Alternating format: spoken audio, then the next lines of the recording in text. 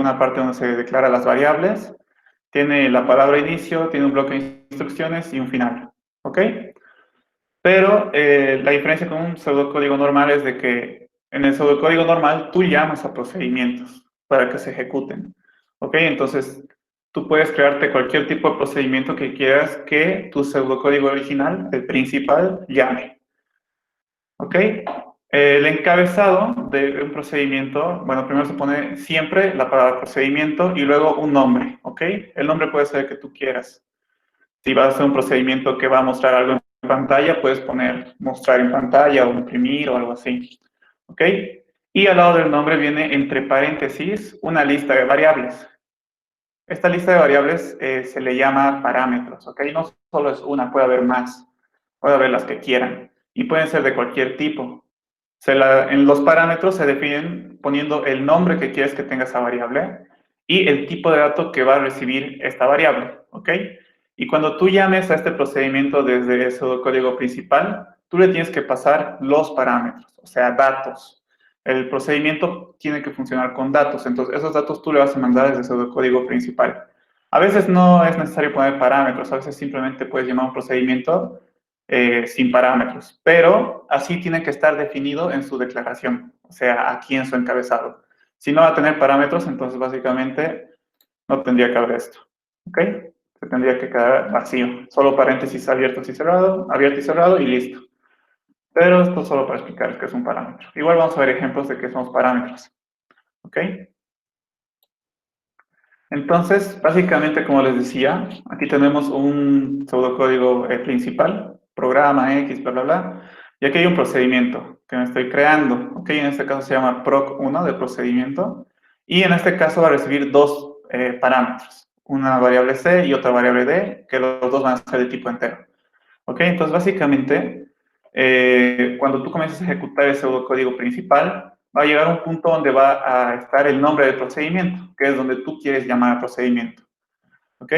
Y ahí tú tienes que mandarle los parámetros que te está pidiendo, ¿no es cierto? En este caso, el procedimiento 1 tiene dos parámetros, entonces le tienes que enviar dos parámetros. No le puedes dejar vacío porque si no te va a dar error, ¿ok? Entonces, en este caso estoy creando dos variables, A y B, que son de tipo entero, ¿verdad? Y esas dos variables le estoy mandando a este procedimiento, ¿ok? Y si se fijan, son enteros ambos y aquí también. Si digamos A fuera cadena, entonces ya estaría mal y te daría error. ¿Por qué? Porque aquí estoy pidiendo entero.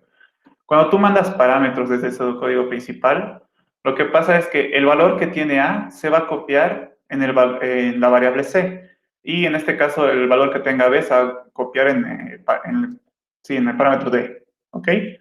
Entonces, si A es 5, cuando entremos a ejecutar el procedimiento, entonces se va a valer 5. Y si B vale 1, entonces D va a valer 1. Entonces, estas variables que están aquí, podemos utilizarlas aquí dentro de estas instrucciones, de su bloque de instrucciones, ¿no es cierto? Entonces, cuando tú llamas a un procedimiento, lo que pasa es que el puntero dice, ok, voy a ponerle una pausa aquí en el pseudocódigo principal, me estoy quedando en esta fila, y se va a ejecutar todas las instrucciones que están dentro del procedimiento, ¿ok?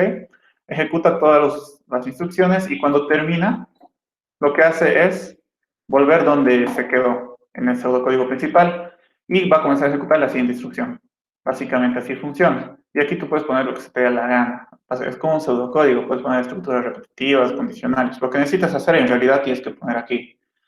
Básicamente así es un procedimiento. Los procedimientos, en realidad los subprogramas, funciones y procedimientos, se utilizan cuando tú ves que se está repitiendo un pedazo de código o de pseudocódigo muchas veces. Si estás haciendo lo mismo muchas veces dentro del pseudocódigo, es mejor ponerlo en un procedimiento y borrar todo lo que estás repitiendo y solo llamar al procedimiento esas veces que estás repitiendo y en las partes donde se repite. Ok, ahorita vamos a ver un ejemplo. Por ejemplo, este ejercicio que nos dice, realizar un algoritmo que muestre en pantalla lo siguiente. Tenemos que mostrarle este triángulo de números, ¿no es cierto? La primera fila cuenta del 1 al 5, la segunda del 1 al 4 y así hasta el 1, ¿no es cierto? Hasta que solo cuente 1. Entonces, básicamente para hacer esto, si se acuerdan, ya habíamos visto cómo contar, ¿no es cierto? Comenzamos desde el 1, aumentamos 1, va al 2, aumentamos 1, va al 3, y así sucesivamente hasta un n, ¿no es cierto? Hasta donde yo quisiera contar. Entonces, básicamente hay que hacer eso. ¿Cuántas veces? 5 veces. La primera vez del 1 al 5, la segunda vez del 1 al 4 y así hasta llegar del 1 al 1, ¿ok? Básicamente hay que hacer lo mismo. Ya habíamos visto cómo se cuenta. Ahorita vamos a ver otra vez el pseudocódigo. Pero primero vamos a ver qué paso seguimos. Lo primero que hacemos es contar del 1 al 5, ¿no es cierto? De uno en uno. Luego lo mismo, pero hasta el 4, después hasta el 3, después hasta el 2, después hasta el 1. ¿Ok? Entonces, básicamente solo hay que hacer eso. ¿Cómo hacemos esto? En este caso, en este ejercicio, no se necesita leer ningún dato. ¿Por qué? Porque nos está diciendo que tenemos que hacer esto. No necesitamos ningún dato del usuario para realizar este triángulo. ¿Ok? No necesitamos. Nosotros sabemos que tenemos que contar del 1 al 5, del 1 al 4 y así sucesivamente. Por eso no necesitamos leer ningún dato. Por lo tanto, no lo vamos a pedir. Entonces, comenzamos. Como siempre, primero el encabezado y pongo inicio.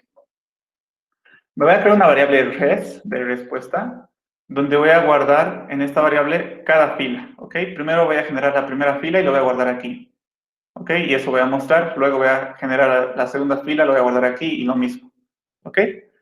Esta variable res va a guardar cada línea. Luego, ¿qué tenemos que hacer? Comenzar a contar.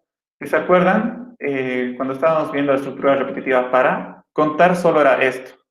Bueno, aquí era imprimir en vez de esta instrucción, pero básicamente hacer lo mismo. Lo que está haciendo aquí es ir desde el 1, o sea, el contador, este cont va a comenzar en 1, va a ir hasta el 5 de 1 en 1. ¿Ok? Entonces, ¿qué va a hacer? En res, que inicialmente aparece vacío, es una cadena, ¿no es cierto? Tiene dobles comillas. Cuando hay dobles comillas es una cadena. Solo que esta cadena está con un carácter vacío, que no tiene un símbolo.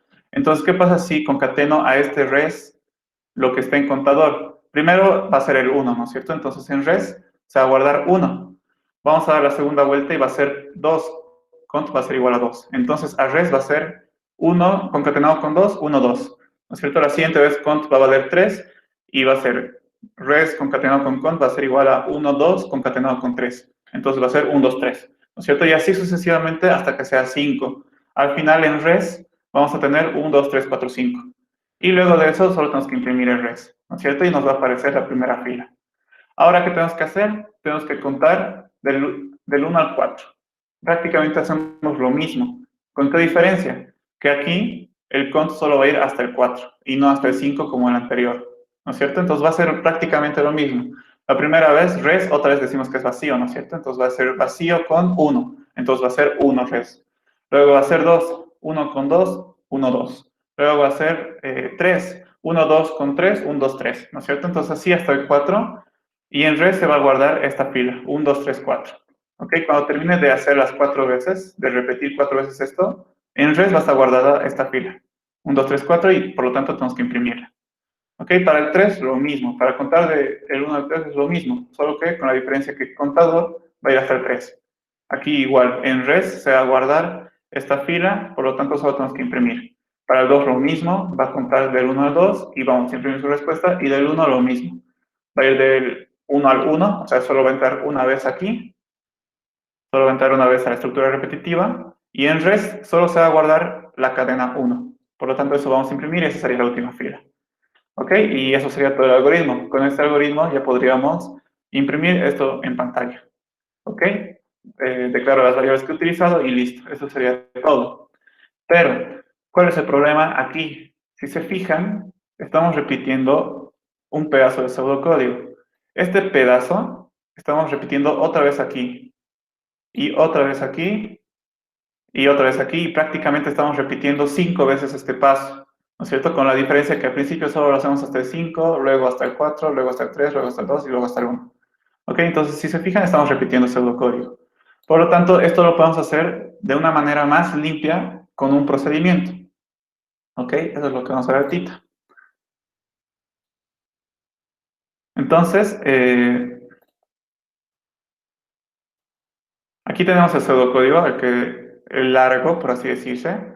¿Cómo lo transformamos al limpio, al corto? Básicamente me creo un procedimiento que se va a llamar contar. Ok, esto voy a borrar porque ustedes no llevan esto.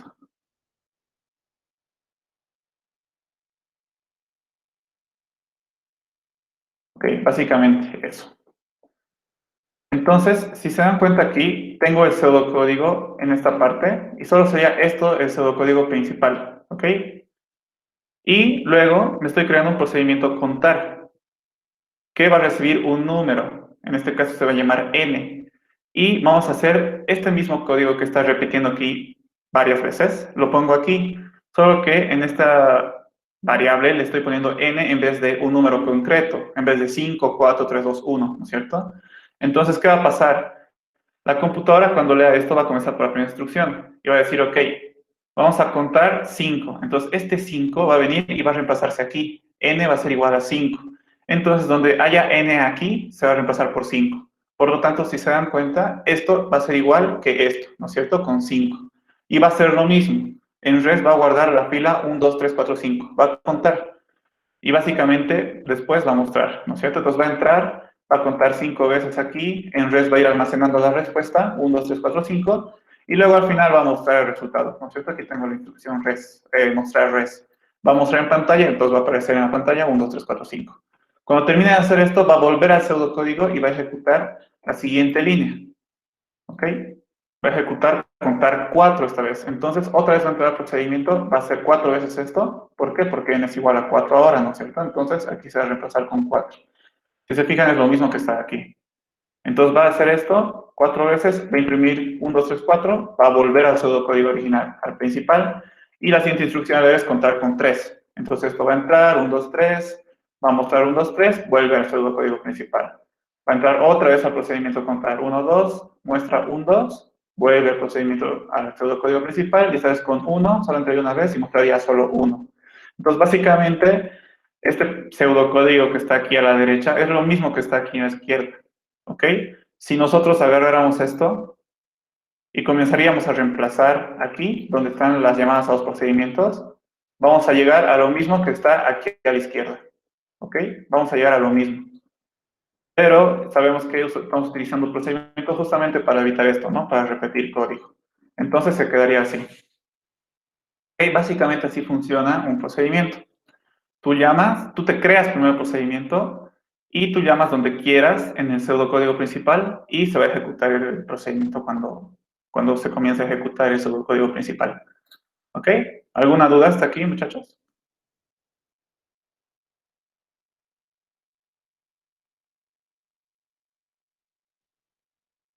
¿Qué usamos para el salto de línea? ¿A qué te refieres? No entiendo muy bien esta pregunta.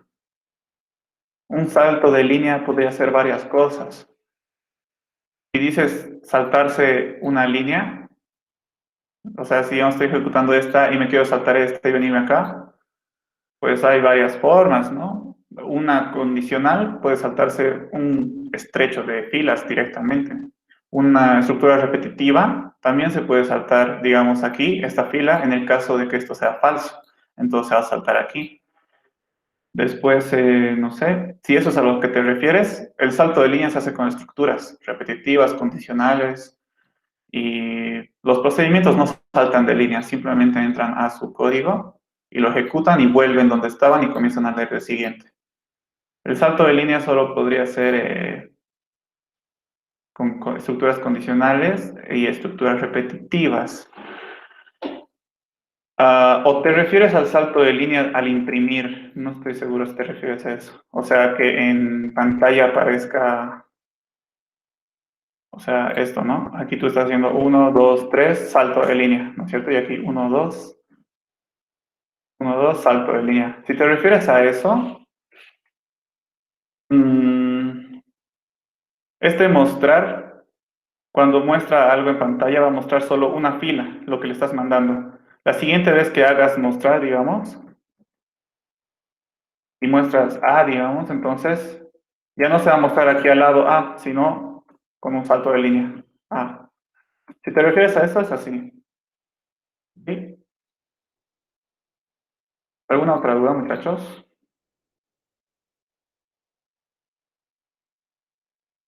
Prácticamente así funciona un procedimiento. Y después vamos a ver funciones que es igualito. Ah, ya. Sí, básicamente sí, lo que te dije. Si quieres hacer un salto de línea, entonces tendrías que hacer otro mostrar, ¿no es cierto? Abajito para que se imprima en otra fila, un salto de línea. Eso. Si no hay dudas, creo que tengo un ejercicio más de procedimientos.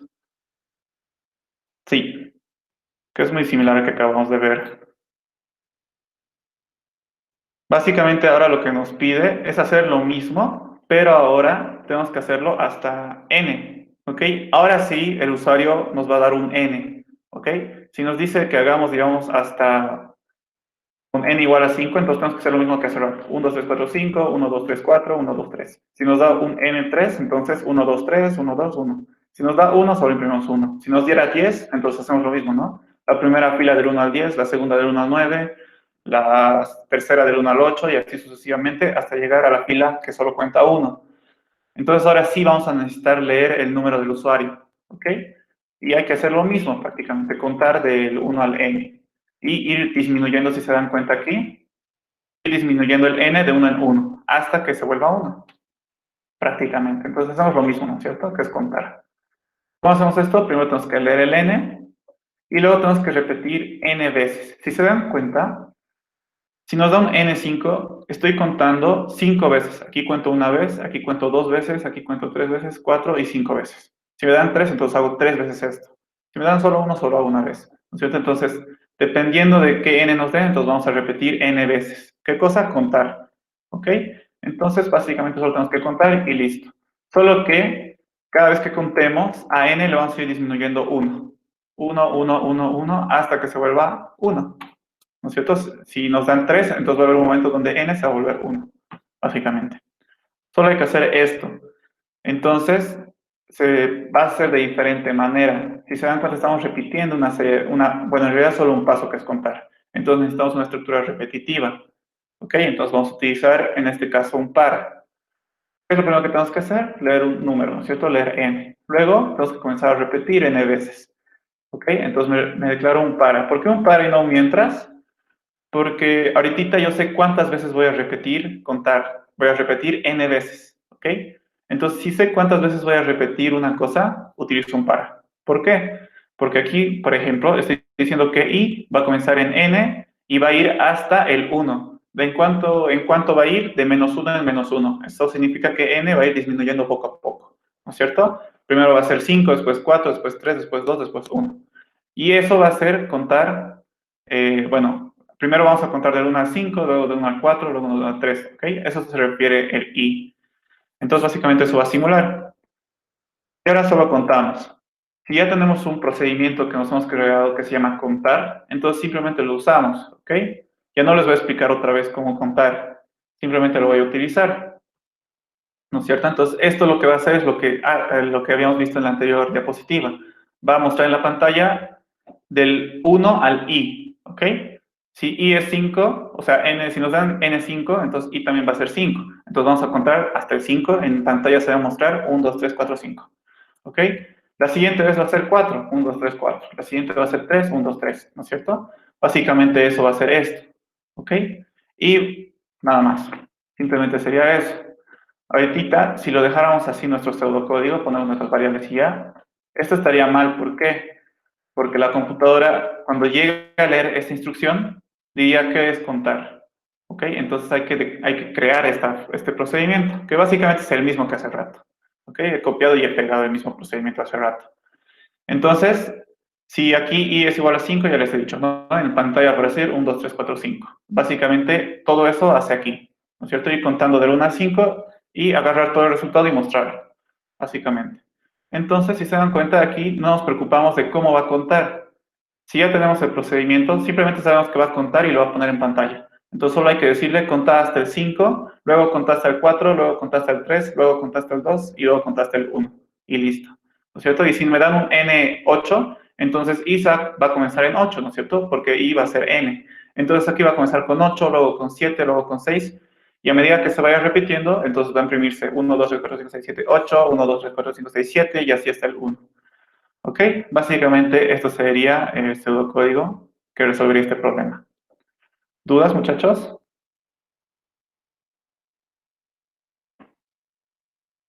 Después directamente sería funciones y listo.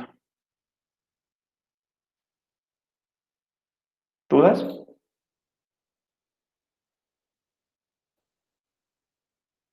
Si no hay dudas, pasaremos a ver qué son las funciones, que es muy parecido. Solo hay una diferencia entre procedimientos y funciones.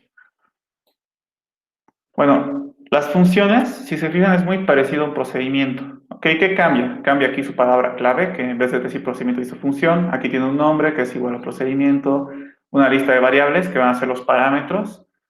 Aquí se puede declarar las variables que necesita. Aquí pongo inicio igual, tiene un bloque de instrucciones y un final. La diferencia es que la función, a diferencia del procedimiento, es que devuelve un dato, ¿ok? Te devuelve un resultado, ¿ok? Por eso, toda función tiene que tener esta instrucción que se llama devolver y va a devolver un valor, ¿ok? Puede ser una variable o puede ser un dato concreto, puede ser un 5, si quieres le puedes poner devolver 5 y va a devolver 5.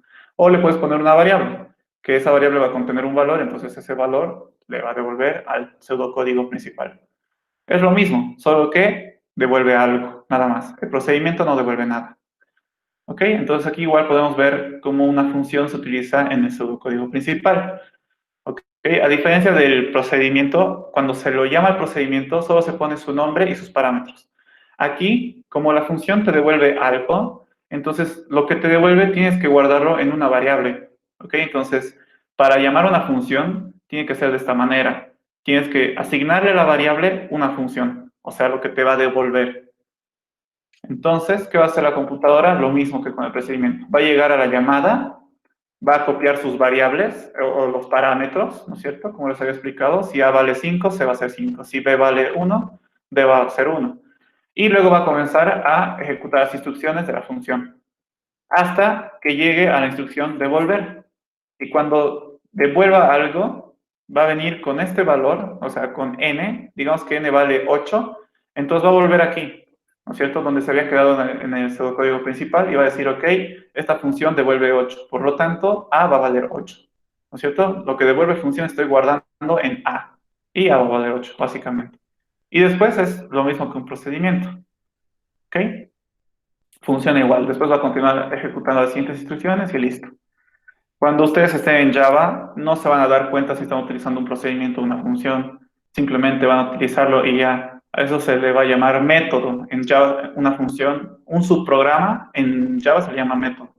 ¿Ok? Y ahí no sabes si estás usando función o procedimiento. O sea, simplemente pones qué cosa te va a retornar y listo. ¿Ok? Básicamente así funciona. Ahora, esta práctica... No, ustedes no tenían esta práctica, es de otro grupo. Pero en una práctica de otro grupo, había un programa que decía verificar si un número es primo gemelo. ¿Ok? ¿Y cuándo sabes que un número es primo gemelo? Bueno, dos números son primos gemelos. Hay que verificar si dos números son primos gemelos. Dos números son primos gemelos cuando los dos son primos y tienen una diferencia de 2. ¿Ok? Por ejemplo, el 3 y el 5, ambos son primos y tienen una diferencia de 2. El 11 y el 13 igual, son primos y tienen una diferencia de 2. Si hablo del 3 y el 7, son primos ambos, pero no son gemelos. ¿Por qué? Porque tienen una diferencia mayor a 2. ¿Ok? Y ni qué decir si ni siquiera son primos. No llegarían a ser primos gemelos. ¿Ok? Entonces, nosotros ya hemos visto en qué video, en el de para igual, en la estructura repetida para, cómo verificar si el número es primo. Entonces, aquí directamente lo voy a reutilizar. ¿Ok? Básicamente lo que tenemos que hacer es leer los números, luego tenemos que verificar si el primer número es primo, luego si el segundo número es primo, y si ambos son primos hay que verificar si son primos gemelos. ¿Ok? Y luego mostramos la respuesta y listo. Nada más, solo hay que hacer eso. Entonces, para hacer este código, encabezado de inicio y comienzo con el primer paso, que es leer números. Voy a leer n y m, ¿ok? Los números que quiero verificar que sean primos gemelos. Luego, tengo que verificar si el primero es primo. ¿Ok? Este pseudocódigo que acaba de aparecer aquí es el que verifica cuántos divisores tiene un número. ¿Ok? Si me dan un rato, cuando estábamos viendo estructura repetitiva, justo estábamos viendo el mismo pseudocódigo. Teníamos este ejemplo, ¿ok? Realizar un algoritmo que verifique si un número es primo. Entonces, esto es lo que hacemos para verificar si un número es primo. Dividimos el número entre 1 primero, luego entre 2, luego entre 3, así hasta llegar al mismo número que nos han dado. ¿no es cierto? Y a medida que vayamos haciendo esto, hay que contar cuántos divisores tiene, ¿no es cierto? Si la división te da como residuo cero, significa que este es divisor de este. Entonces, básicamente vamos contando, ¿no es cierto? A medida que vayamos dividiendo, si se acuerdan. Esto ya lo hemos visto. Y aquí está el pseudocódigo. Lo que he hecho es copiar esto, agarrar esto, que es la parte donde estoy contando cuántos divisores tiene el número que me han dado. ¿Ok? Aquí agarro el número y primero divido entre 1, luego voy a dividir entre 2 y voy a ir verificando, ¿no es cierto? Si el residuo de esa división es 0, entonces a divisores lo voy a aumentar en 1. Entonces, esto he agarrado y he copiado aquí. He agarrado y he copiado, solo que con nombres de variables diferentes. Aquí he puesto divisores n para especificar que aquí voy a contar los divisores de n. ¿Ok? Y aquí solo le pongo el n, el número que quiero comprobar que es primo. Y nada más, aquí va a ir contándose los divisores que va a tener n. ¿Ok? Y aquí hago lo mismo. Hago lo mismo. Cuento divisores, pero esta vez para m. ¿Ok? Aquí pongo m y aquí en divisores m voy a contar cuántos divisores tiene. Este pseudocódigo hace eso. Cuando termine de ejecutarse todo esto, ya voy a tener cuántos divisores tiene n y cuántos divisores tiene m. ¿Y cuándo un número es primo? Cuando solo tiene dos divisores, el 1 y así mismo. Entonces aquí pregunto, si los divisores de n son igual a 2 y los divisores de m también son igual a 2, ¿eso qué significa? Que los dos son primos. Entonces lo que me toca hacer es verificar si ambos son primos gemelos. Entonces aquí en esta consulta estoy haciendo m menos n es igual a 2, o sea, tienen una diferencia de 2. Si eso es verdad, significa que son primos gemelos. Entonces, en respuesta voy a poner son primos gemelos. Y si no se cumple esta condición, entonces básicamente vengo aquí y digo que no son primos gemelos. Puede que sean primos, pero no primos gemelos. ¿Ok? ¿Y qué pasa si aquí los divisores de n y de m no son 2? O uno es diferente de 2 o los dos son diferentes de 2. Entonces se va a ir al si no. Y va a decir la respuesta, los dos o uno de los números no es primo. Y básicamente eso, y al final simplemente imprimimos la respuesta. Y básicamente hace eso. Aquí cuento cuántos divisores tiene n, aquí cuento cuántos divisores tiene m, aquí pregunto si los dos son primos. Si son primos, aquí pregunto si son primos gemelos, y básicamente hago eso. Nada más. Entonces, si se vuelven a dar cuenta, estamos repitiendo otra vez código. ¿No es cierto? Yo he copiado y he pegado dos veces esto, solo que uno para n y otro para m. Entonces, esto lo voy a resolver con un subprograma. En este caso, ya no voy a hacerlo con un procedimiento. ¿Por qué? Porque aquí yo necesito que me retornen un valor. La función que yo quiero hacer es que me diga cuántos divisores tiene n y cuántos divisores tiene m, ¿no es cierto? Y así me voy a evitar de hacer estos dos códigos repetidos. Entonces, en vez de usar un procedimiento que no te devuelve nada, voy a usar una función que me va a devolver cuántos divisores tiene n en este caso, o m, igual. ¿Ok? Entonces voy a hacer eso. Aquí, puede ser más grande. Aquí a la izquierda está el algoritmo donde estoy repitiendo el código, ¿ok? Y aquí a la izquierda, solo este es el pseudocódigo principal. Aquí está su inicio, aquí está su fin, ¿ok? Y aquí estoy utilizando una función que se llama exprimo, ¿ok? Básicamente esta función lo que hace es contar cuántos divisores tiene. Y cuando llegue a esta llamada de función la computadora, ¿qué va a hacer? Va a venir aquí, ¿ok? Aquí hay un error. Aquí directamente debería ser función. ¿Ok? Entonces, básicamente va a llegar ahí y va a comenzar a ejecutar este código. ¿No es cierto? Que es el mismo que está aquí. Es el mismo. ¿Ok? Y también es el mismo que está aquí. Por lo tanto, aquí por eso utilizo dos veces esta función. Uno para n, aquí le mando como parámetro n, aquí, y otro para m, ¿no es cierto? Que igual se va a copiar aquí el parámetro de m. Y listo. Entonces, cuando ejecute esto, la computadora va a leer y va a venir a decir, divisores de n va a ser igual a esta función, con n. Entonces va a venir con n aquí, va a copiar el n y va a comenzar a ejecutar esto, que es lo mismo que aquí, ¿no es cierto? Va a ejecutar y aquí va a contar cuántos divisores tiene. Digamos que tiene dos divisores. Entonces va a venir aquí, va a volver a la instrucción de aquí, va a decir, ok, divisores de n va a ser igual a 2. Y luego hago lo mismo, pero para m. Va a venir aquí, va a ejecutarse y va a guardar aquí su resultado. Y luego, después de eso, ya esto es lo mismo que está aquí. ¿No es cierto? Es lo mismo. Y básicamente es eso. Esto debe estar... aquí me falta algo. Ah, no. Aquí es si no está fuera de su lugar. Ahora sí. Básicamente eso sería. Entonces una función es lo mismo que un procedimiento, solo que devuelve un resultado. En este caso, si se fijan, estamos devolviendo divisores, los divisores que he contado aquí. Prácticamente es eso. ¿Alguna duda, muchachos?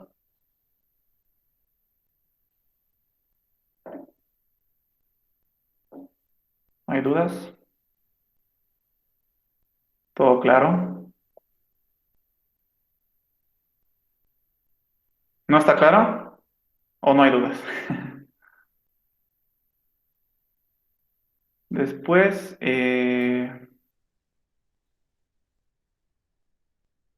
creo que eso sería todo por subprogramas, que sería todo. Esto no es nada que ver. Pero eso sería todo. Después, ¿qué dudas? Yo quisiera resolver sus dudas que tienen ya directamente para su examen. Yo sé que ya es el lunes el examen, entonces tal vez no sé si han estudiado y quieren que resuelva alguna de sus dudas. O quieren que haga un ejercicio en particular. Ahorita ya prácticamente he terminado sus programas, no hay nada más que hacer de sus programas. ¿Hay algo en particular que quiere que resuelva? No sé. ¿Cómo conversiones? ¿Te refieres a conversiones de medida, esas cosas? ¿O qué? O sea, de 1 litro a mililitros o de kilogramos a gramos, algo así. No sé si te refieres a eso, Michelle. Conversiones binarias. O sea, de número binario a número decimal, digamos, o algo así. Después, ¿qué dice Emanuel? ¿Cómo va a ser el examen parcial? No sé. La verdad no sé. No sé si va a ser por Moodle. ¿Cómo hará el Inge? No les ha dicho, la verdad no sé. ¿Un subprograma puede invocar a otro subprograma? Sí puede. Un subprograma sí puede invocar a otro subprograma. Un procedimiento puede llamar a otro procedimiento. Les voy a dar un ejemplo.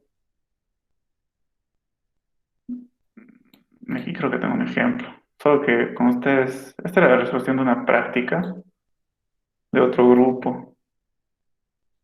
Pero aquí puedo mostrarles algo, solo que es un poco largo. Aquí termina el algoritmo, ¿ok? El pseudocódigo principal. Y aquí me he creado, en este caso, una función, dos funciones, tres funciones me he creado. ¿Ok? Me creé tres funciones. Uno era verificar si es primo, otro era hallar el módulo y otro era división entera. ¿Ok? Y si se dan cuenta, aquí hay un pedazo de código.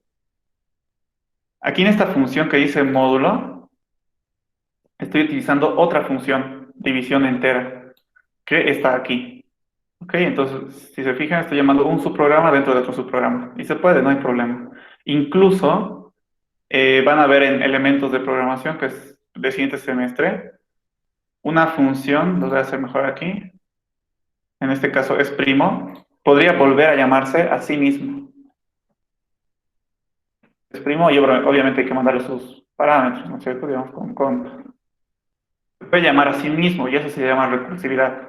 Ok, pero eso van a ver el segundo semestre y es un poco complicado de entender. Eso ya es para el siguiente semestre.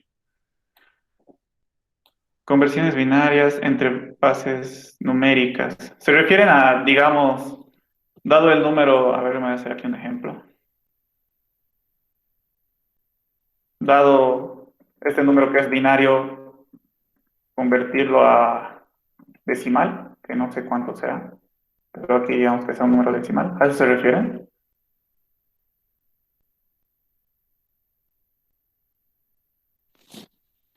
Si a eso se refieren, se puede hacer. ¿Cómo haríamos? Ah, ya, sí, básicamente lo que he dicho. ¿Cómo se convierte un número binario a número decimal? Buscamos internet.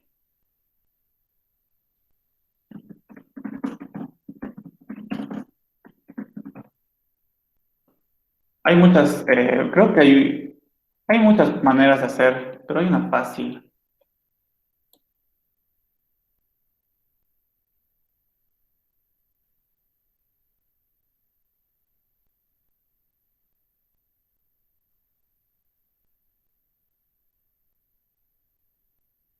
Mm,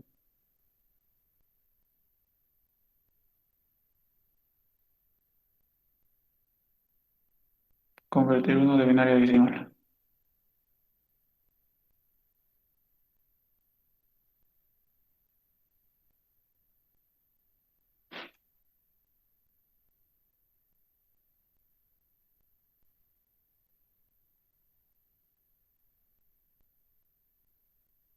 Ah, ya creo que ya sé cómo hacer. Esto sería igual a 5. ¿Por qué? Porque esto será, ya. A ver, vamos a convertir este número a ¿qué número será? Ok, entonces, o por ejemplo con el que nos dio nuestro compañero, que es 12, uno pequeño. Entonces, básicamente, 12, ¿cómo se escribe? ¿Ya? Es igual a 12, pero ¿por qué? Para saber, para transformar un número de binario a decimal, por ejemplo, tenemos esto. Si tiene 4 dígitos el número binario, entonces ustedes en su cabeza tienen que poner esto, que 2 elevado, ¿cómo hago elevado? ¿Dónde está? Aquí. Elevado a la 2, no, sería la 3, junto con, concatenado con 2 elevado a la 2, concatenado con 2 elevado a la 1, concatenado con 2 elevado a la 0, ¿verdad? Quiero por eso. Aquí estaba.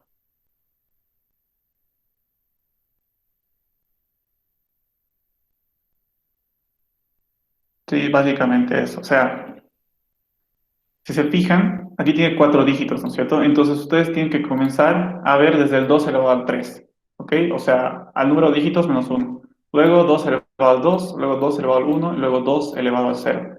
¿Ok? Entonces, vamos a poner respectivamente su dígito correspondiente a su potenciación. Aquí sería de uno, aquí sería el dígito uno igual, aquí sería el dígito cero, y aquí sería el dígito cero. ¿Ok? Entonces, básicamente, 2 elevado a la 3 sería 8, ¿no es cierto? 8, entonces aquí no es concatenado, es más. ¿Qué pasó? Ahora sí, más, más, ¿ok? Entonces, si tienen 4 dígitos, tienen que tener esto en la cabeza, ¿ok? Si tienen 4, entonces el primero va a ser 2 elevado a la 3, y así hasta abajo, hasta el cero. Si tienen 6, entonces el primero va a ser 2 elevado al 5, ¿ok? Si tienen 10, 2 elevado a la 9, ¿ok? 2 elevado al 3 en este caso es 8, ¿no es cierto? Más, bueno, vamos a tomar su valor en el caso de que su dígito correspondiente sea 1. Ahorita es 1, entonces su valor va a ser 8, ¿ok? De este de aquí, como su dígito igual es 1, entonces su valor va a ser 2 elevado a la 2, 4. ¿No es cierto? Aquí, si el dígito es 0, no se lo toma en cuenta. 2 elevado a la 1 debería ser 2. Pero como es 0 su dígito, no se lo toma en cuenta el resultado de esta potenciación. Entonces va a ser 0. ¿Ok? Y aquí igual, como el dígito es 0, 2 elevado a 0 debería ser 1. Pero como el dígito es 0, entonces aquí saca en 0.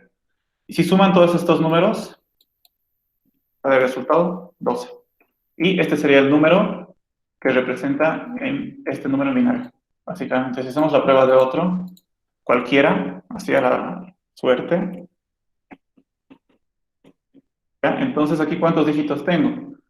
1, 2, 3, 4, 5, 6, 7. Entonces, voy a comenzar desde el 2 elevado a la 6. ¿Ok? Y esto va a estar sumado con 2 elevado a la 5 más 2 elevado a 4 y así sucesivamente, ¿ok? Ahorita vamos a ir calculando poco a poco. Entonces, aquí su respectivo número sería 1, ¿no es cierto? Haremos llenarles todo, mejor. Evitarnos dejar para después. 2 elevado a la 3, 2 elevado a la 2, 2 elevado a la 1,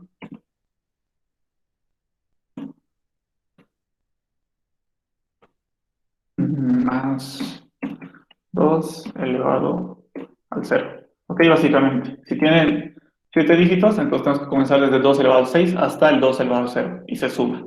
Ok, y aquí nuestro primer dígito es 1, ¿verdad? Entonces se va a sumar. 2 elevado a la 6 sería 64, creo que sí. Ahorita vamos a comprobar igual. 2 elevado a 5, el dígito sería igual a, y el dígito es 1, ¿no es cierto? Este 1 de aquí. Entonces aquí es 1. Vamos a eliminar todo esto. Aquí es 0, aquí es 1, aquí es 0, aquí es 0, y aquí es 1, ¿no es cierto? Cada dígito tiene su correspondiente potencia. Ok, entonces si es 1, entonces se agarra el resultado de la potencia, en este caso 64. Aquí sería, creo que es 32 la potenciación. Creo que después sería 16 de 4. A ver. Más, aquí sería 16. 2 a la 4 es 16. Pero como tu dígito es 0, entonces aquí va a ser 0. ¿Ok? Después, aquí su dígito es 1. 2 elevado a la 3, 2 por 2, 4, 8. ¿No es cierto? Luego aquí sería 0 porque su dígito es 0, entonces queda 0, no es necesario calcular. Aquí seguiría siendo 0. Y aquí va a ser 2 elevado a la 0, es 1. Entonces aquí sí se le pone el 1. Ok, entonces básicamente esto va a ser el resultado de toda esta suma, que sería A. Ven un rato. Voy a comprobar igual si las potenciaciones están bien.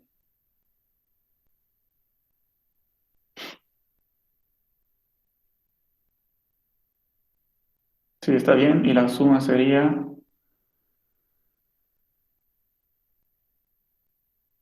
105.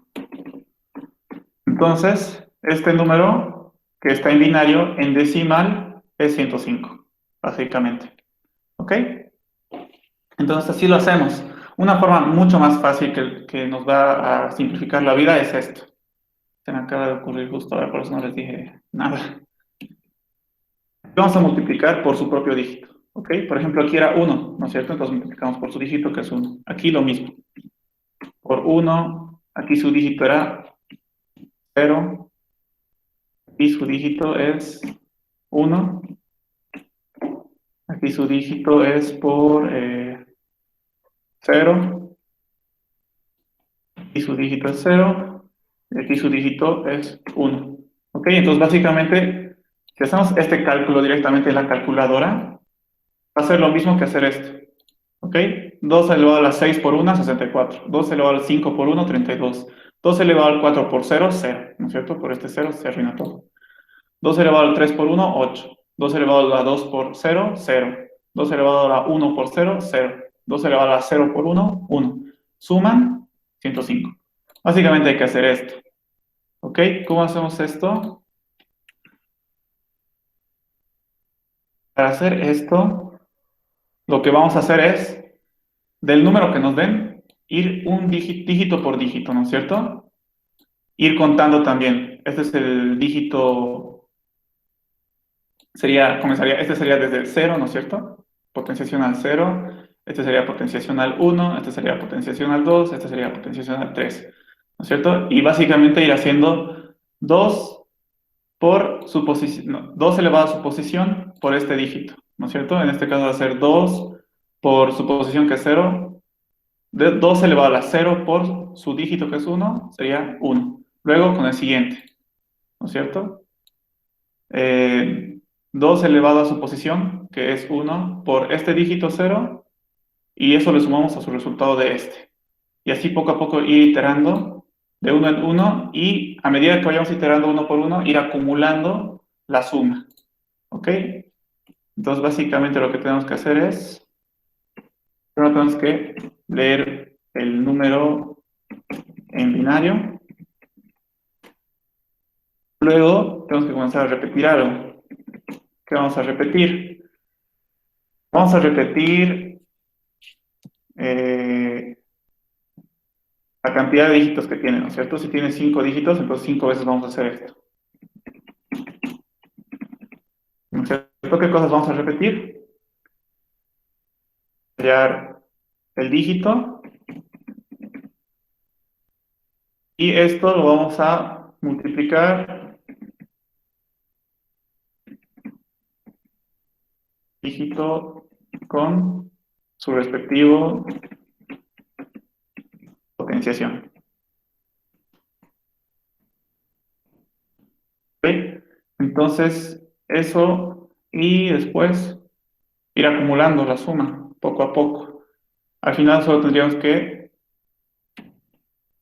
devolver la suma, ¿ok? Básicamente, a ver, les explico un poco mejor lo que estoy haciendo aquí.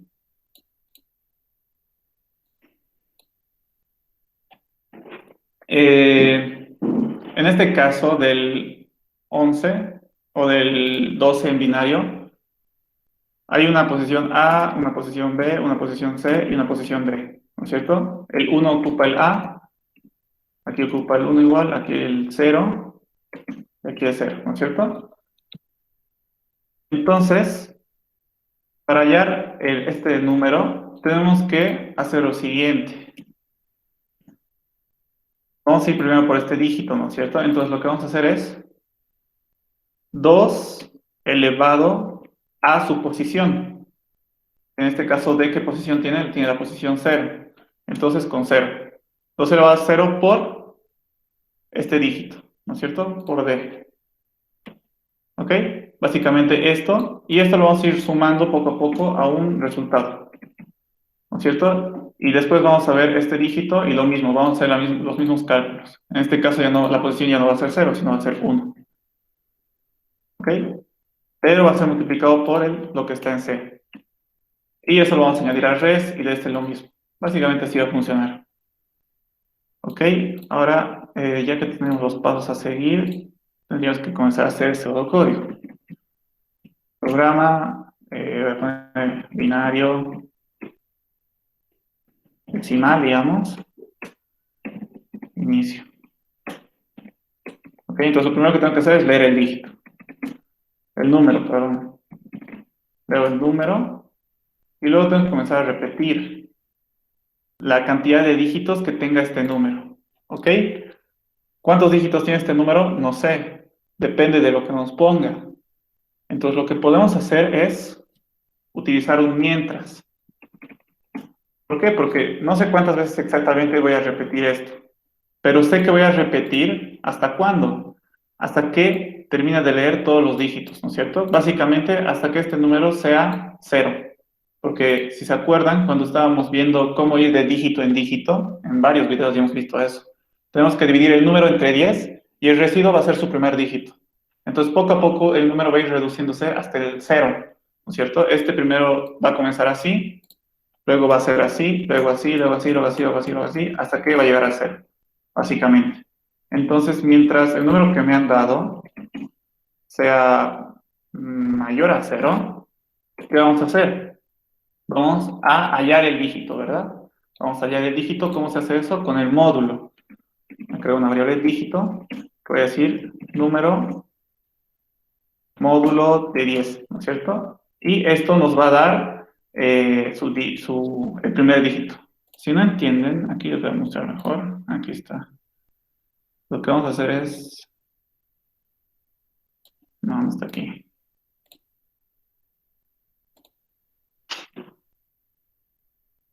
Dame un rato.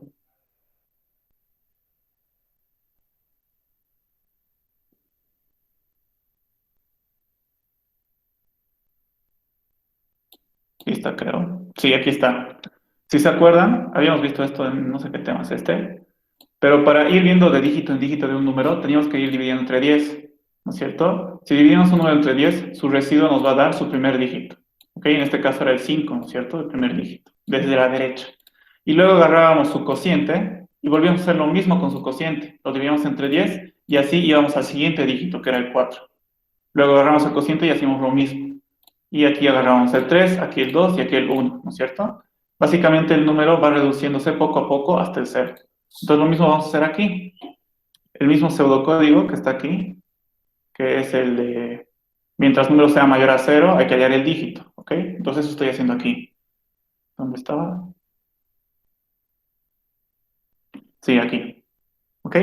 Entonces estoy hallando su dígito y lo que voy a hacer es tener un resultado, donde voy a ir sumando poco a poco a medida de que vaya recorriendo dígito por dígito, ¿ok? Este resultado tiene que comenzar en 0 inicialmente, ser 0. Y aquí le vamos a decir, res va a ser igual a res más, ¿qué hemos dicho?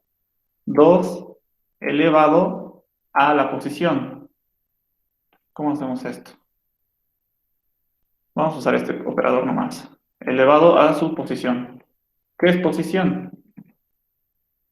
La posición es en el dígito en el que estamos, ¿no es cierto? Este dígito está en la posición 0, este está en la posición 1, este está en la posición 2, este está en la posición 3, y así sucesivamente. Entonces nosotros vamos a comenzar en la posición 0, ¿no es cierto? Entonces la primera vez que veamos un dígito, este va a estar en la posición 0, ¿ok?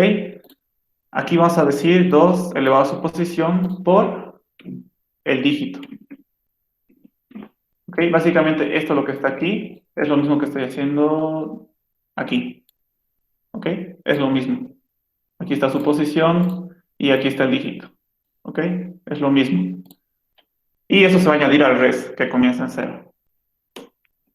Después de añadirle, tenemos que decir que el siguiente número va a estar en la posición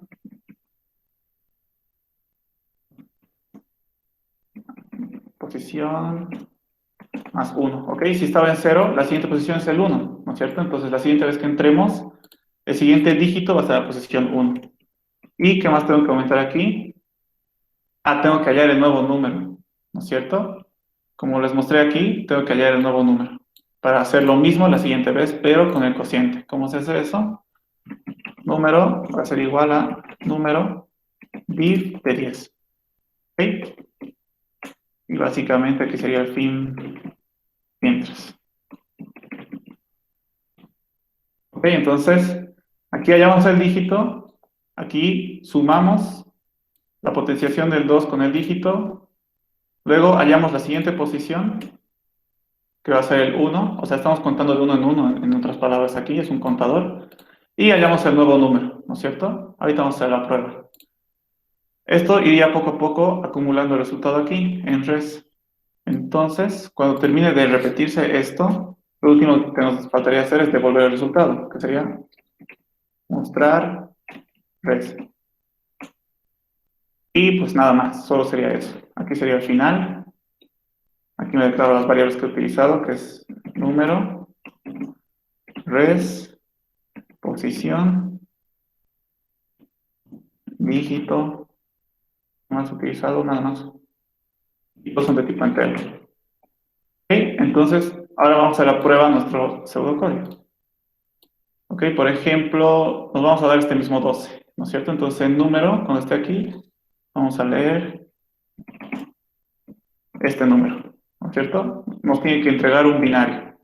Luego vamos a decir que el res va a comenzar en 0. Y luego vamos a decir que posición va a comenzar en 0. En 0, ¿no es cierto? Ahora decimos, número es mayor a 0. O sea, este número es mayor a 0, sí. Entonces vamos a entrar aquí. Entonces, dígito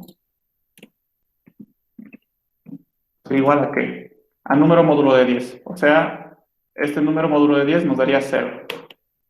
¿Ok? Dígito sería igual a 0. Res va a ser igual a lo que está en res, o sea, 0. 2 elevado a la 0, posición, por dígito, que también es 0. ¿Cuánto nos va a dar? 0. Entonces res, 0 más 0, 0. Continúa 0, 0. Posición va a aumentar en 1. Y número, ahora va a ser número dividido entre 10. O sea, solo esto. ¿Ok? ¿Ok? Volvemos al encabezado. ¿Número es mayor a 0? Sí. Entonces, otra vez, hallamos el nuevo dígito. Número módulo de 10 sería, dígito sería igual a 0. ¿Ok? Su primer dígito sería igual a 0. Res va a ser igual a res 2 elevado a la posición, que es 1 esta vez, sería 2 elevado a la 1, 2, por el dígito, 0, ¿no es cierto? Entonces continuaría siendo 0, 0 más 0, 0. Res sigue siendo 0. Posición va a ser igual a posición más 1, o sea, 2. Y número nuevo va a ser igual a número dividido entre 10. O sea, número quedaría así. Luego, número es mayor a 11, o 11 es mayor a 0, sí, volvemos a entrar.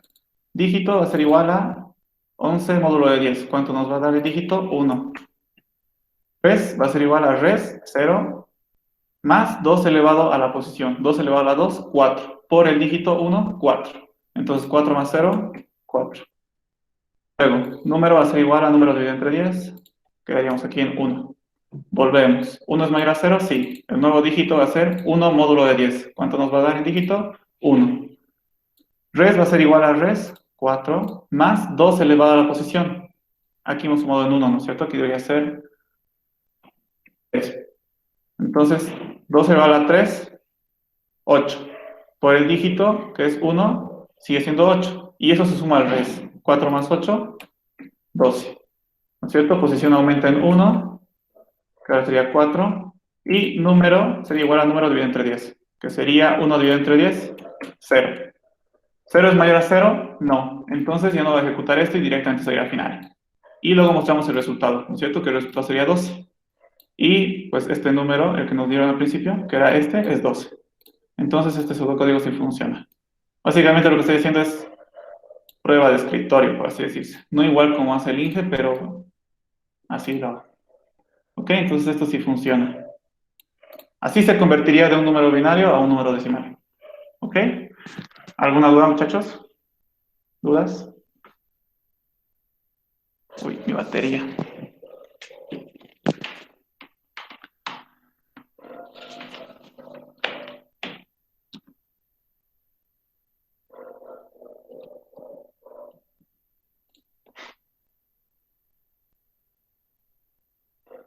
¿Siempre es 2? Sí, siempre es 2. Cuando quieres transformar un número binario a decimal, siempre tienes que elevar 2 a su posición. ¿Ok? A la posición del dígito que quieres convertir. La función es primo. ¿Ok? ¿Dónde está? Aquí está. Es este, ¿no es cierto? Esta es la función es primo. En realidad, lo que hace esta función no es devolverte si este número es primo o no. Lo que hace es contar cuántos divisores tiene. ¿Ok? Y eso ya después, con esos divisores, tú ya puedes verificar si es primo o no. Si solo tiene 2 divisores, es primo. Y si no tiene más de 2 divisores, entonces no es primo. También podría ser una función que directamente me diga si es primo o no. O sea, verdad o falso. Por ejemplo, sería función, le vamos a llamar es primo igual, por si acaso.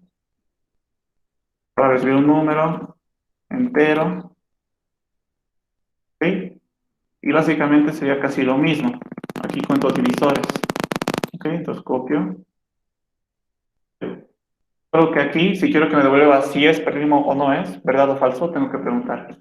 Si divisores es igual a 2, entonces res,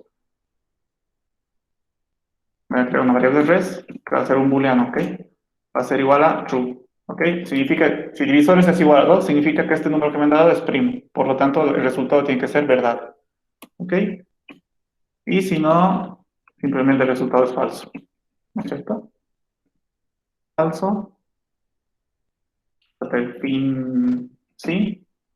Y lo que tendríamos que devolver es este res. Básicamente eso. Aquí me estoy olvidando su nombre, ¿no? No, no. Su nombre lo veo aquí abajo.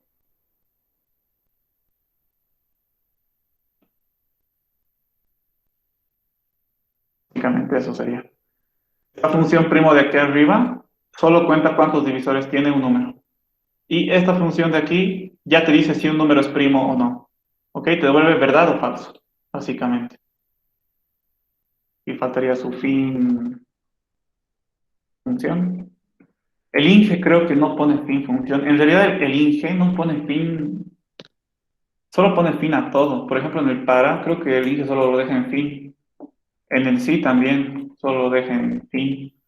Pero eso es un problema. ¿Por qué? Porque cuando tengas un pseudocódigo larguísimo y quieras leer lo que has hecho, te vas a confundir de fin. Tú no vas a saber si este fin es de una estructura o de la otra. Entonces, por eso siempre, bueno, por lo menos yo le pongo fin para, fin sí o fin función, por ejemplo. ¿Ok? ¿Cuál es la mejor? Espérame. ¿Cuál es la mejor forma de hacer prueba de escritorio? Eso va a depender de cada uno, ¿ok? El INGE creo que lo que hace es, a ver, les voy a dar un ejemplo. Es una tabla lo que hace el INGE, pone una línea y aquí pone encima de la línea pone sus variables que tiene, que se ha creado en el pseudocódigo. En este caso, digamos, tiene una variable número, después tiene una res, después tiene otro que se llama posición y otro que se llama dígito. Y aparte también tiene, ¿qué más tiene? Ya nada más, digamos. Entonces, debajo de esta línea, que debería ser hasta aquí en realidad, ya. Debajo de esta línea comienza a poner los valores mediante vaya leyéndose el programa. Digamos, número va a comenzar, digamos, con este, dijimos, ¿no es cierto? Luego res va a comenzar en 0. Luego posición va a comenzar en 0. Luego dígito va a ser igual a 0 después. Luego decimos que, bueno, aquí arriba está mal. Y decimos que después venía, cacho esto, así venía. Después res era 0, todavía era res. Posición era 1, aquí ya era posición. Aquí dígito ya era 0, sigue haciendo. Y así sucesivamente, el INGE va armando su tabla a medida de que vaya leyendo el pseudocódigo. Básicamente es lo mismo que yo, solo que mi forma de mostrar mis variables es así y del INGE es una tabla.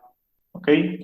Eh, no sé, depende de la circunstancia. Yo, la verdad, para hacerlo más rápido, hago esto, ¿no es cierto? Me ocupa menos espacio. Pero yo creo que en su examen, su prueba de escritorio sería mejor hacer así.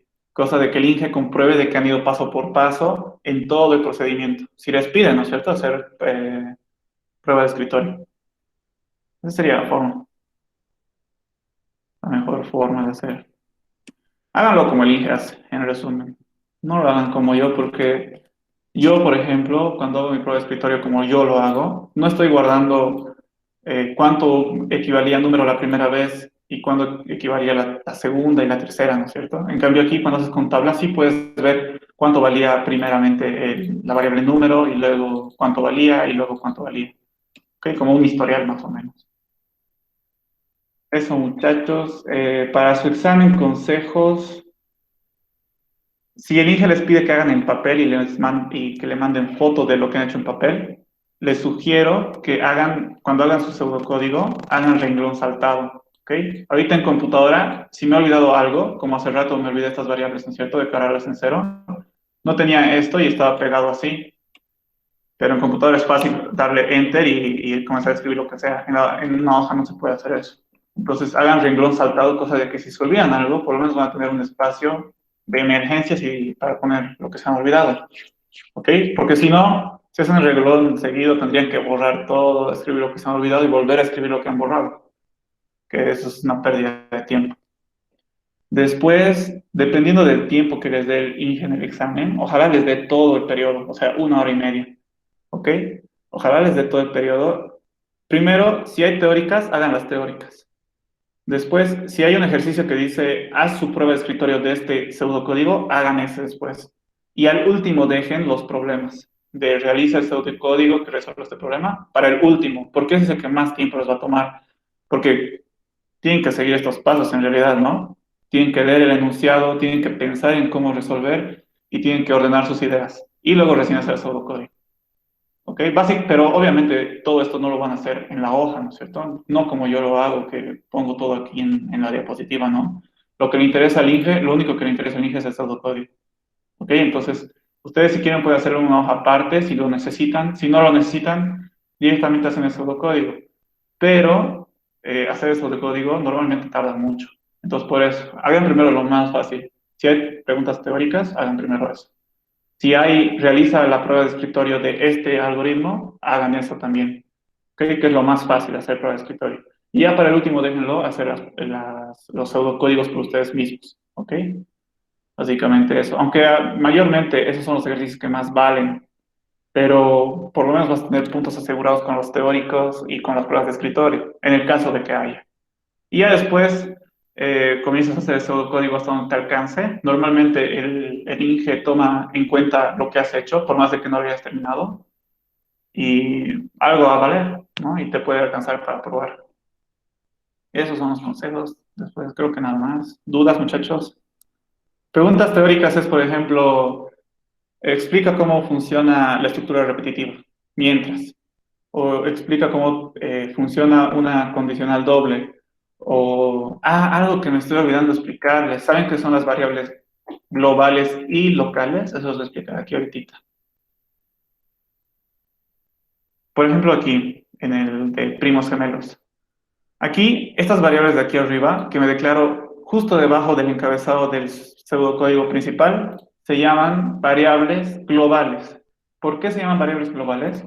Porque estas variables que declaro aquí las puedo utilizar en todo mi pseudocódigo y además las puedo utilizar en sus funciones o procedimientos. ¿Ok? Entonces aquí, esta variable m que está aquí, podría estar fácilmente aquí.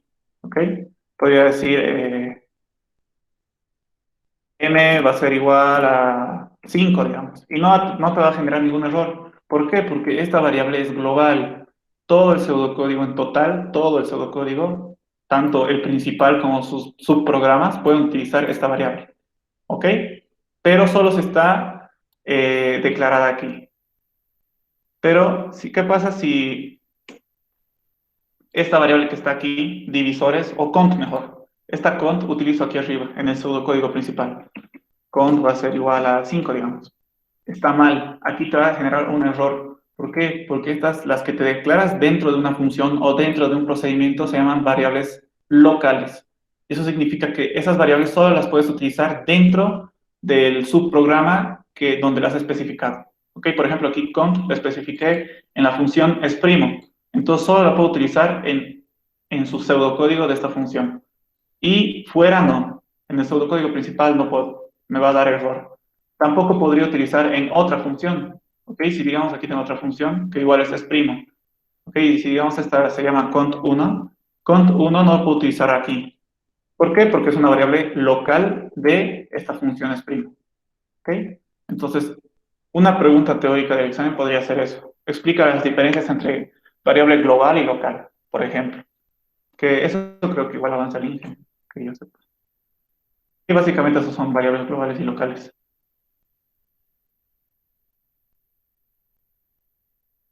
¿Por qué el nombre de la variable cambia en la función? Te refieres a los parámetros, ¿verdad? Por ejemplo, aquí, ¿no es cierto? Aquí estoy mandando con n a la función, pero aquí no está con n, está con número. Porque, ¿cómo te digo? Aquí cambia, porque digamos este n vale 5, ¿ok? Vamos a poner que vale 5, ya. Supongamos que vale 5n. Entonces, crearlo aquí, o sea, podría estar así y no pasa nada. ¿Ok? Poner el mismo nombre de la variable. Pero ¿qué pasa si con esto, ¿no es cierto? Aquí estoy mandando m. Entonces, te puedes confundir, ¿ok? Poner un nombre diferente hace de que generalice para cualquier caso. ¿Ok? Si pongo número aquí, va a decir que lo que está en m se va a copiar aquí. O lo que está en n se va a copiar aquí. O si, digamos, me creo otra llamada, divisor es primo con 5, digamos, ¿no es cierto? Entonces aquí el número va a recibir 5, ¿ok? Este nombre de aquí es general para cualquier tipo de caso. Tú, si quieres, puedes poner n, ¿ok? Si quieres, puedes poner n, no pasa nada. Solo que aquí, obviamente, no va a existir esta variable número, ¿no es cierto? Ahora va a ser n, todas las variables números ahora van a ser n. Entonces tendría que reemplazar, ¿no es cierto? N. Aquí también tendría que reemplazar n, ¿ok? Pero aquí tú pones un nombre diferente porque no sabes qué valor te van a dar aquí. En un rato te pueden dar n, otro rato te pueden dar m, otro rato te pueden dar un dato más concreto que es el 5. Entonces, Aquí pones un número, un nombre general para todo ese tipo de datos, que puede ser número, ¿no es cierto? Esta función recibe siempre un número, sin importar qué nombre tenga, pero siempre recibe un número, ¿ok? Por eso, estos nombres de las variables de aquí no son las mismas que aquí, ¿ok? Porque aquí tienes que generalizar para cualquier tipo de caso. Básicamente por eso. Si eso es a lo que te referías, ¿ok? De nada. Más preguntas, muchachos. Pregúntenme para su examen, ¿qué dudas tienen? Ya no voy a avanzar nada, o sea, no hay nada más que avanzar, solo voy a responder sus preguntas.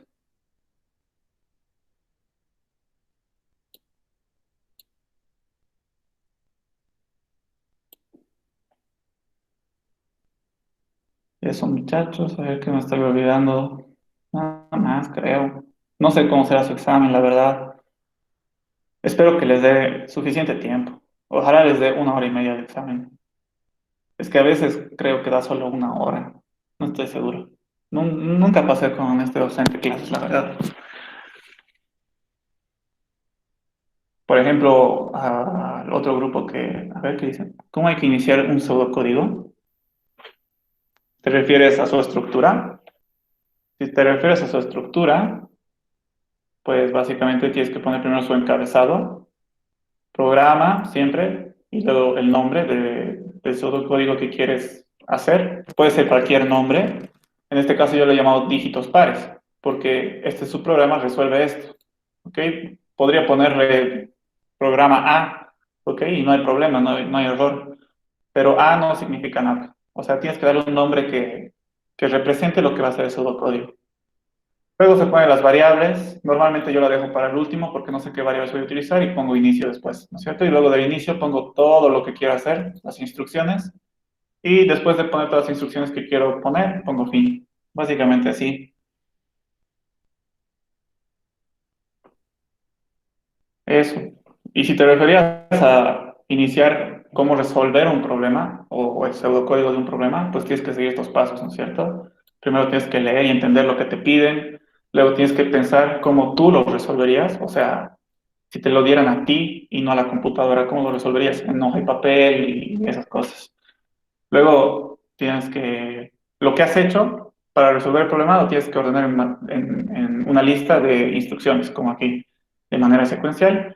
Y luego te tienes que basar en esa lista de instrucciones para hacer el pseudocódigo, básicamente. Eso.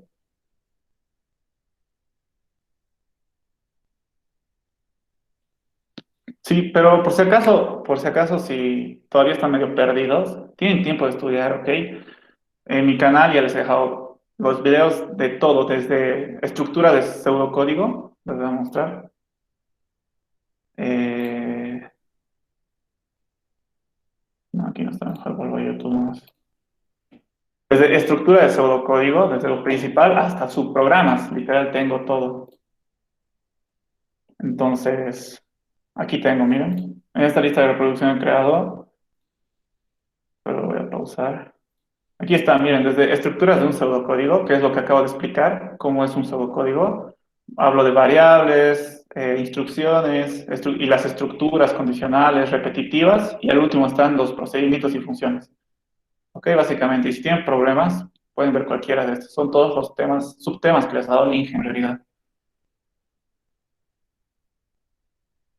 Para los que no sabían, ¿no? Porque ahí subo las clases grabadas.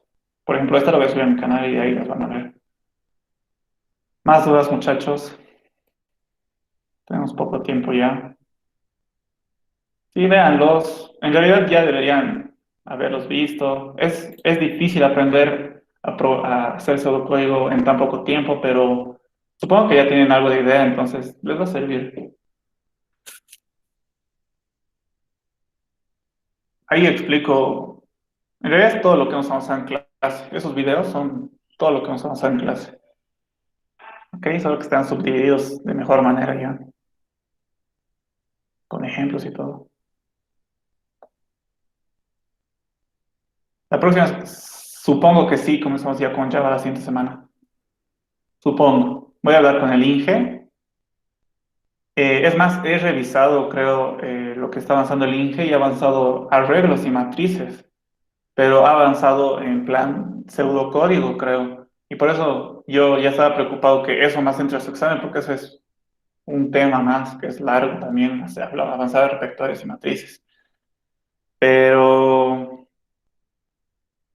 como me dijeron que solo entraste a subprogramas, entonces está todo tranquilo. Yo creo que sí, pero ya vamos a comenzar con Java. Voy a hablar con el Inge, seguro él va a querer que yo entre con Java directamente y les explicaría vectores y matrices, pero ya en Java, ¿ok? Ya no en pseudocódigo. Con Python teníamos que avanzar el primer parcial. O sea, lo que quería el Inge era que aprendan pseudocódigo y a la par Python, ¿ok? Y para el segundo parcial, recién aprender Java. O sea, quería que aprendan dos lenguajes en resumen. ¿Ok? Python teníamos que avanzar el primer parcial, pero con lo que pasó de la cuarentena y todo esto, entonces fue más fácil para el Inge decir, ya, ok, solo pseudocódigo, como siempre ha hecho. Iba a ser el primer semestre que íbamos a avanzar Python, pero creo que para simplificarse la vida, solo ha dicho ya pseudocódigo y listo.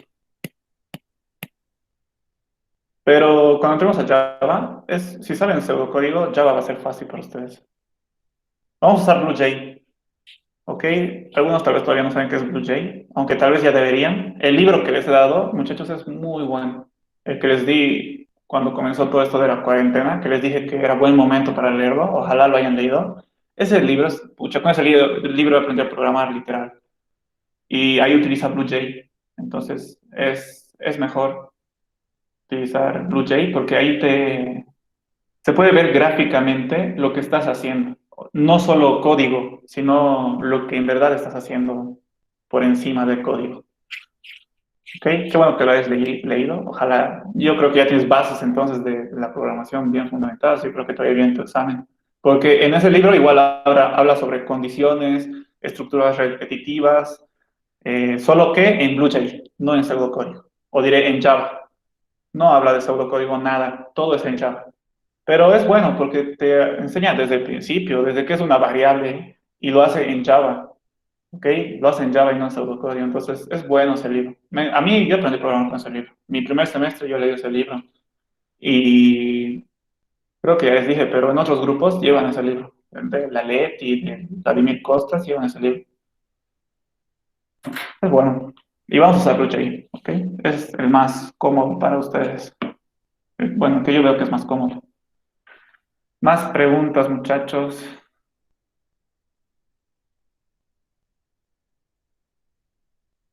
Espero que lo hayan leído de verdad ese libro. Es muy bueno. Yo creo que si ya lo han leído, los que han leído ya saben, ¿no es cierto? Solo están viniendo a aclarar algunas dudas, supongo.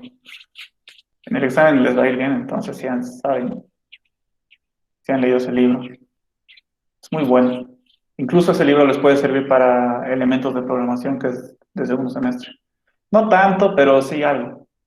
Algo les va a ayudar. Por lo menos el primer parcial de elementos les va a ayudar el libro. Exámenes pasados del primer parcial no tengo, muchachos, la verdad. Eh, Nunca he conseguido. Es que es mi primera vez que doy de este docente su auxiliatura.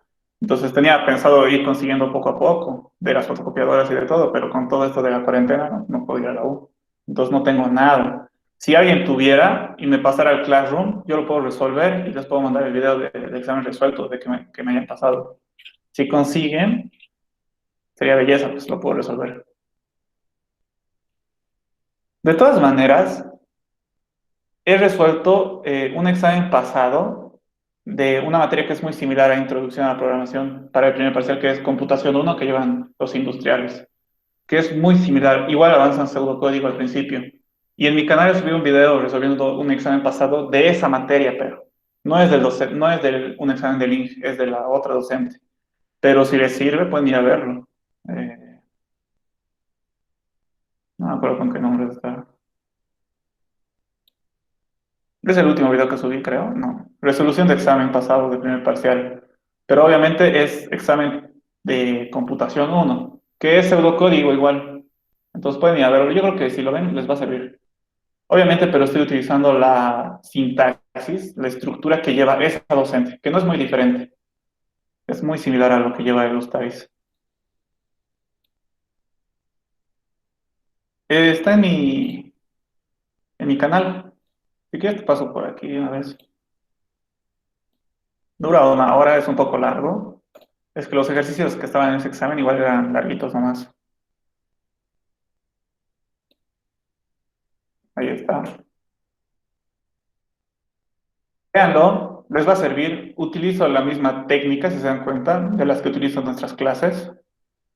Y es pseudocódigo igual, o sea que no es nada de otro mundo, solo que un poco la sintaxis, la estructura de cómo hago el pseudocódigo es un poco diferente, pero se van a dar cuenta. Además, en mis videos hablo igual, en mis videos que explico sobre las estructuras de las condicionales y todo eso, hablo de que hablo para los dos grupos, ¿no? De introducción y de computación. Digo, esto es así en computación y esto es así en introducción. Pero después no es mucha ciencia entender lo que está en ese video. Pueden verlo, es una resolución de examen pasado, que es ¿qué les digo? Son ejercicios muy similares a prácticas que daba antes el INGE, bueno, de anteriores semestres, de Ustaris. Entonces, les puede servir, véanlo. Eso, muchachos, más dudas. En realidad ya terminó la clase, pero voy a estar unos minutos aquí. No tengo clase. Si quieren pueden salir, no hay lío. Ya no voy a grabar.